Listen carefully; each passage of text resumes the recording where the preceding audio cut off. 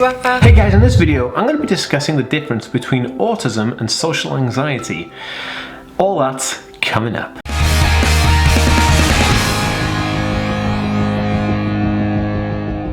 Hey guys, welcome back to the TheAspieWorld. My name is Dan. I have autism, ADHD, OCD and dyslexia, and I make weekly videos on this type of content. So if you're new around here and you'd like to learn more, make sure to hit that subscribe button by clicking the notification bell down below. And also, if you're watching over on Facebook, be sure to give this page a like and a follow to see more videos just like this one. Hey guys, welcome back. Okay, so I wanted to talk about social anxiety and autism because I feel like when I post about autism and stuff and I talk about certain anxieties and social anxieties, people always say like, hey, you know, that's just social anxiety, that's not autism. And I'm kind of explaining like, well, yeah, social anxiety is its own thing and autism is its own thing, but autism does have with it social anxiety and anxiety disorder. And so people can't get like that they're different, and they can't get that sometimes they can be amalgamated. So I wanted to kind of clear that up in a video today and go through all of that. But before I do that, make sure to go over to Instagram, Twitter, TikTok and Facebook and give me a follow on all of those channels, because I upload content on each one of those pages that I actually put content out on. So if you go there and do that right now, that would be super awesome. And I always listen to my DMs on Facebook,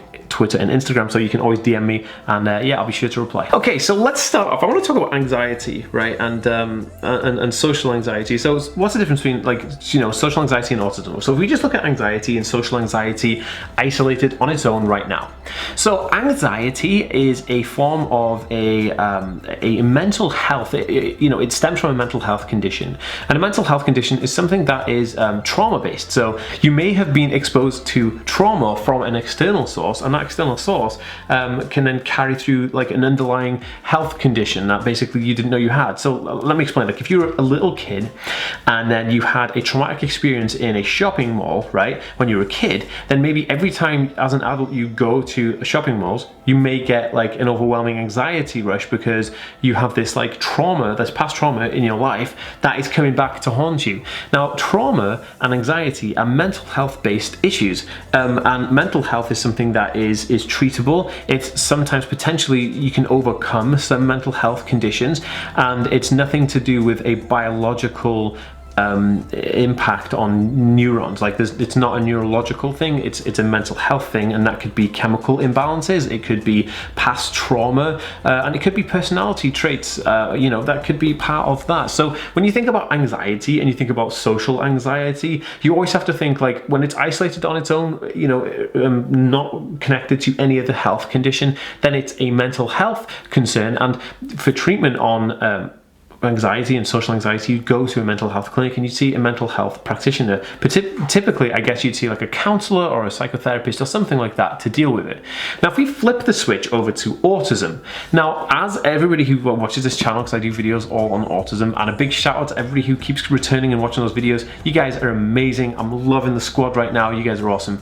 And autism is a neurodevelopmental condition, neurological developmental condition, which means that you are neurodivergent when you're on the spectrum. And a neurodiverse brain is where the neurological paths of the brain, when they were fusing together on conception, when the brain was making, you know, these neurological paths, they moved them slightly differently, and they mended a little bit differently together, which is kind of like they made alternative paths to like that of a neurotypical person. So a neurodiverse person would have a different way of thinking, a different set of thinking differently, which is kind of like that phrase in autism. And I love different thinking, so if you want to be part of that different thinking fam, you have to give this video a thumbs up and subscribe, because that's super dope. And also guys, if you have anything to add whilst I'm talking right now, pop in a comment down below. I read and respond to every single comment on every video, so yeah, it'd be super awesome to hear from you. But when you think about neurological conditions, then these are things that, you know, you cannot cure. These are not mental health conditions, they are neurological conditions.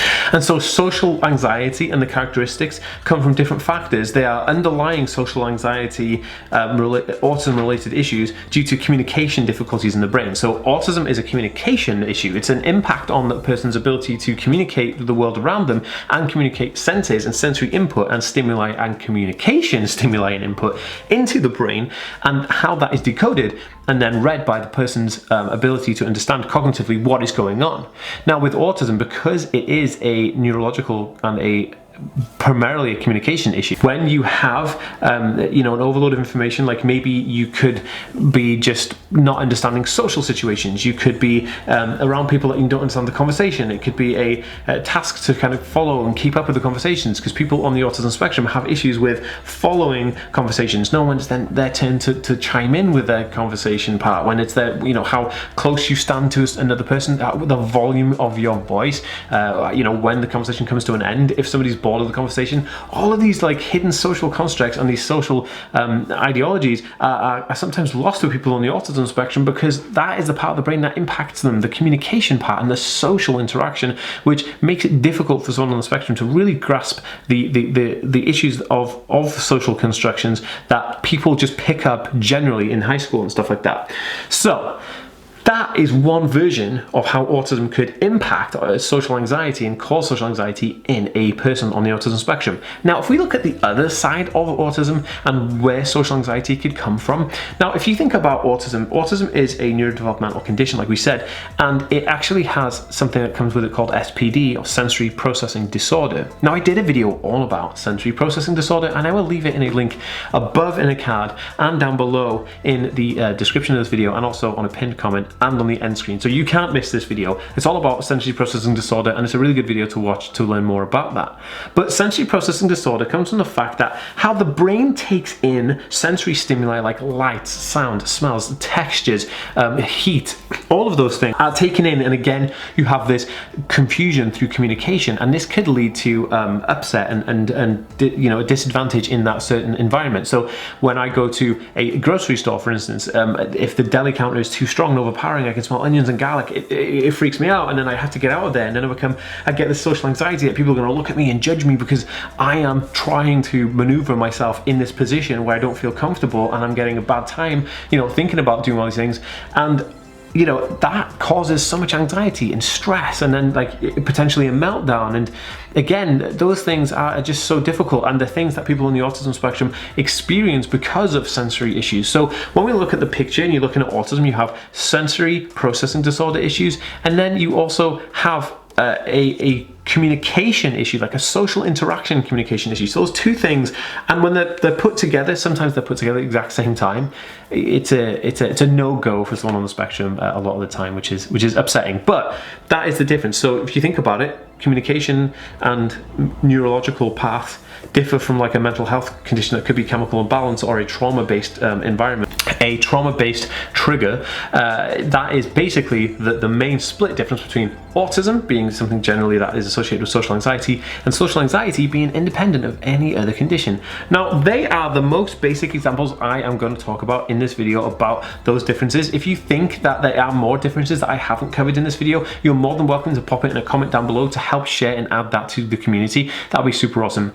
Also, I have a free ebook which is available in the description down below, so you can go and download my free ebook, and there's also a bunch of different cool things in the links down below, so please check those out. You guys are awesome. This has been a really fun video to make, and I'll see you in the next one, guys. Oh, and if you think this is valuable, please share this video on Facebook and Twitter. You guys are awesome. I'll see you next time. Peace.